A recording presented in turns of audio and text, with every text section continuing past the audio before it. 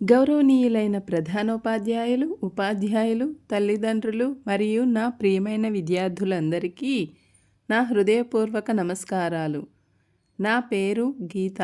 నేను 8వ తరగతి చదువుతున్నాను.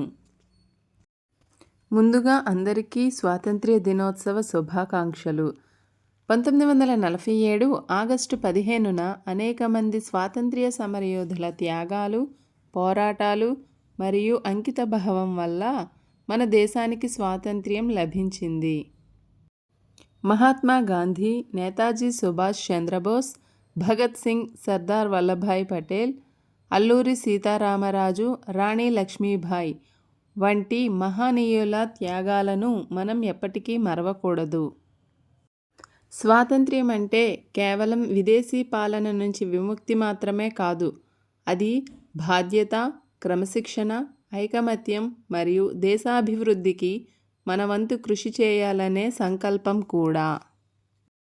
విద్యార్థులుగా మన బాధ్యతలు బాగా చదవడం, ఉపాధ్యాయులను గౌరవించడం, పరిశుభ్రతను పాటించడం, పర్యావరణాన్ని కాపాడడం, దేశ సంపదను సంరక్షించడం మరియు మంచి పౌరులుగా ఎదగడం.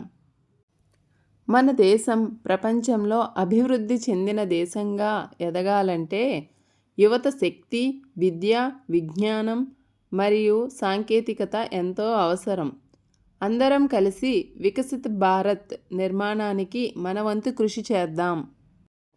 చివరిగా మన స్వాతంత్ర్యం కోసం తమ ప్రాణాలను అర్పించిన అమరవీరులందరికీ ఘన నివాళులు అర్పిస్తూ మన దేశాన్ని మరింత ఉన్నత స్థాయికి తీసుకెళ్లేందుకు మనమందరం ప్రతిజ్ఞ చేద్దాం. జై హింద్, జై భారత్. ధన్యవాదాలు.